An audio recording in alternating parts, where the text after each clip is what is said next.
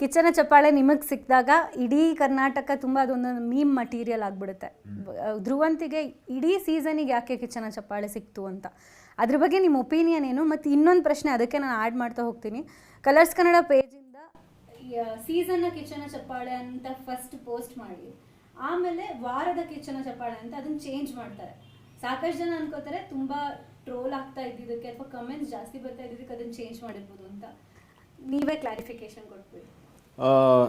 Kichcha sir first ಯಾರು ಅಂತ ತಿಳ್ಕೊಬೇಕು ಜನತೆ, ಮೀಮ್ ಮಾಡೋದಕ್ಕಿಂತ ಮುಂಚೆ ಅಥವಾ ಏನೋ ಒಬ್ಬರನ್ನ ಯಾರಿಗೋ ಸಪೋರ್ಟ್ ಮಾಡೋ ಬರ್ದಲ್ಲಿ ಇನ್ನೊಂದು ಟ್ಯಾಲೆಂಟ್ನ ಅವರು ಏನೇನೆಲ್ಲ ವರ್ಡ್ಸ್ ಅಥವಾ ಕಮೆಂಟ್ಸ್ ಯೂಸ್ ಮಾಡ್ತಾರೆ. ಫಸ್ಟ್ ಆಫ್ ಆಲ್ ಜನಗಳು ಫಸ್ಟು ಕಿಚ್ಚ ಸರ್ ಯಾರು, ಕಲರ್ಸ್ ವಾಹಿನಿ ಏನು, ಬಿಗ್ ಬಾಸ್ ಗೇಮ್ ಶೋ ಏನು, ಅದರದ್ದು ತೂಕ ಏನು, ಅದನ್ನ ನಿರೂಪಣೆ ಮಾಡೋರು ಯಾರು, ಕಮೆಂಟ್ಸ್ ಮಾಡೋರು ಕಿಚ್ಚ ಸರ್ ಯಾವಾಗಿಂದ ಒಂದು ಅವರ ಕಾಂಟ್ರಿಬ್ಯೂಷನ್ ಈ ಕರ್ನಾಟಕಕ್ಕೆ ಕೊಡ್ತಾ ಬಂದಿದ್ದಾರೆ. ಈ ಕಮೆಂಟ್ಸ್ ಹಾಕಿರೋರು ಹುಟ್ಟೇ ಇರಲಿಲ್ಲ. ಒಂದು ಎರಡನೇದು ಯಾರು ಕಿಚ್ಚ ಸರ್ ಅಂದರೆ ಬಾದ್ಶಾ, ಕರ್ನಾಟಕದ one of the legend he is. And ಅವರು 12 ವರ್ಷ 12 ಸೀಸನ್ನ ಈ ಶೋನ ಇಷ್ಟು ಸಕ್ಸಸ್ ಆಗೋದಕ್ಕೆ ಅದನ್ನು ಕಟ್ಟು ನಿಲ್ಲಿಸಿರೋರು ಅವರು.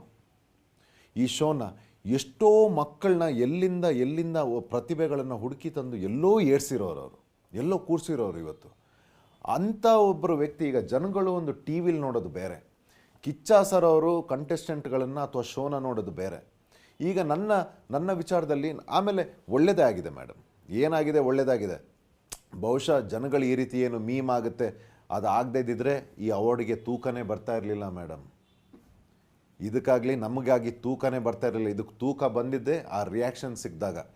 ಇಡೀ ಸೀಸನ್ನಿನ ಚಪ್ಪಾಳೆ ಇಡೀ ಬಿಗ್ ಬಾಸ್ ಇತಿಹಾಸದಲ್ಲಿ ಫಸ್ಟ್ ಎಂಟರ್ಟೈನರ್ ಇಡೀ ಸೀಸನ್ಗೆ ಅನ್ನೋ ಒಂದು ಟೈಟಲ್ ಅಲ್ಲಿ ಹೌದು, ಇಡೀ ಸೀಸನ್ನ ಒಂದು ಕಿಚ್ಚನ ಚಪ್ಪಾಳೆ ಇಡೀ ಬಿಗ್ ಬಾಸ್ ಹಿಸ್ಟ್ರಿಲಿ ಪ್ರಪ್ರಥಮ ಬಾರಿಗೆ ಸಿಗೋದು ನನಗೆ.